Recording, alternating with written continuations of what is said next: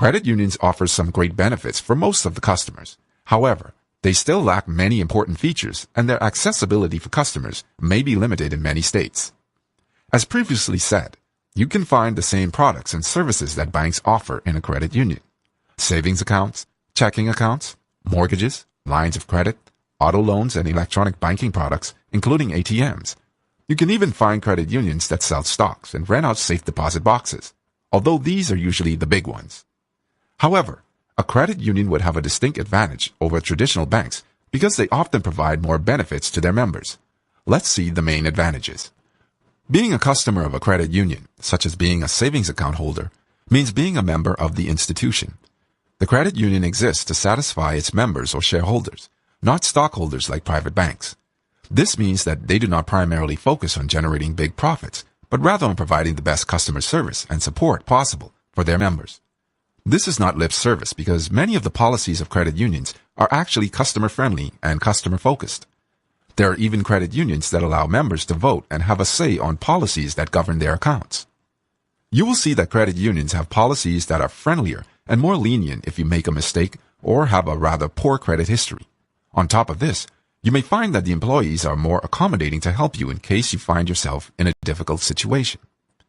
Not only do credit unions offer lower rates on loans, but they also give higher rates on deposits, whether they be a savings account, certificates of deposit, IRAs, or money market accounts.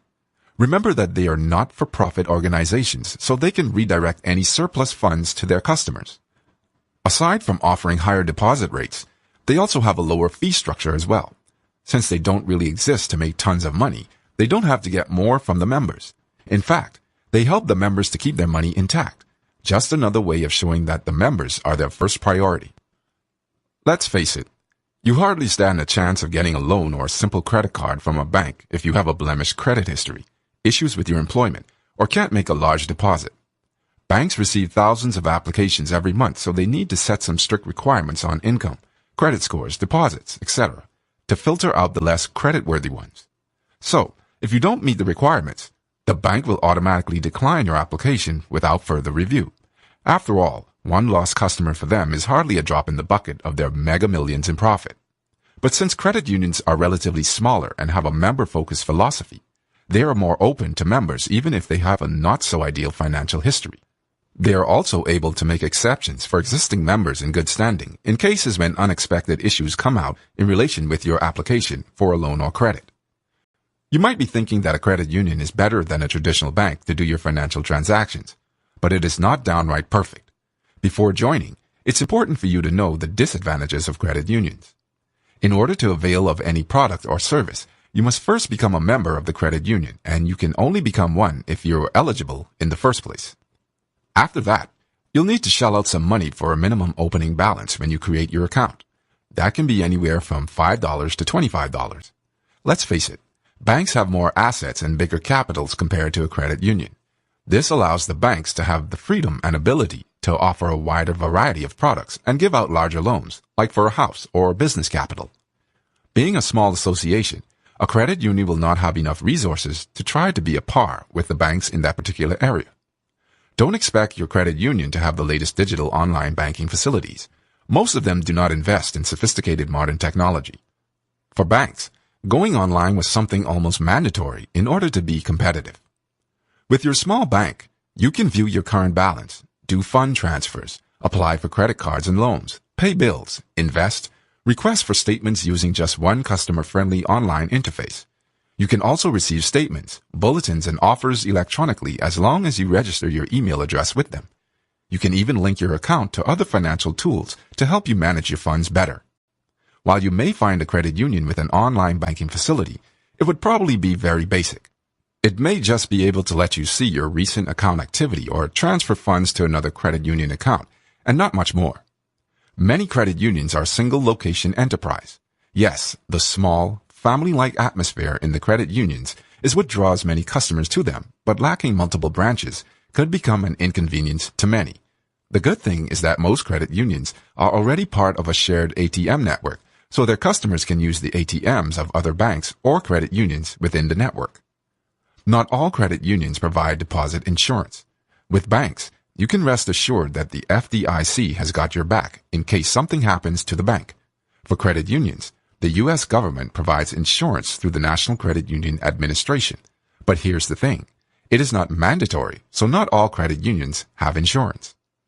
Credit unions have started to join the credit card bandwagon, and they are doing good business. The thing is, most credit unions have not embraced the idea of rewarding cardholders as most banks have done. In fact, only 19% of all credit union credit cards carry cashback benefits.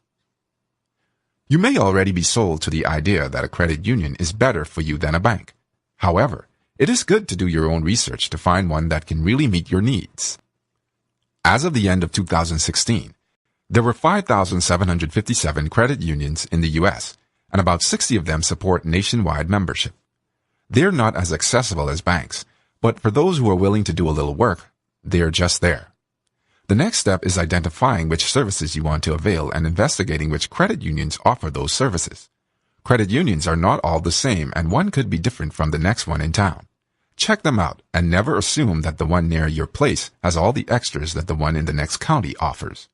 For example, if you want a credit union that offers online and mobile banking, you'll have a bigger chance if you join one of the larger national credit unions to get this service. If your objective is to secure a low-interest credit card or a low-rate auto loan, you can probably find that at smaller credit unions. And lastly, credit unions can be a safe, reliable alternative to traditional banks, but nobody says you can't open an account at both places to enjoy their full advantage.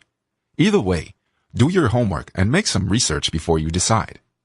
To join one, you simply just have to be living in a certain city or belong to a specific organization, or be willing to pay an annual membership due, anywhere from $15 to $50, to a group that has associated itself with a credit union.